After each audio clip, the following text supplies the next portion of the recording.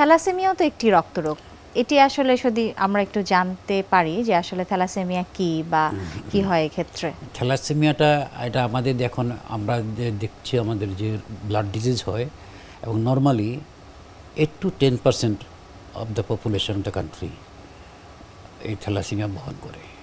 Thalassaemia রোগটা হলো দুই রকমের, একটা বলি আমরা বাহক আর একটা বলি ডিজিজ রোগ।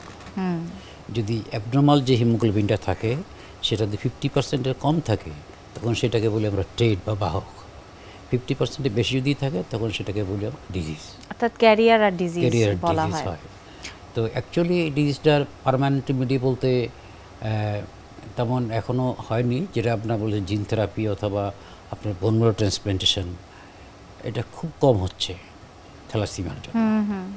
তো থ্যালাসেমিয়ার জন্য আমরা মেইনলি কতগুলো জিনিস মেনটেন করতে হয়। আমরা কিছু ড্রাগ দিই যাতে এই অ্যাবনর্মাল যেটা আমরা হিমোগ্লোবিনটা আছে সেটা যাতে কম তৈরি হয়, প্লাস রেড সেলগুলো যাতে কম ডিস্ট্রয় হয়, ডিস্ট্রাকশন হয়, ভেঙে যায়, আর্লি ভেঙে যায় সেলগুলো।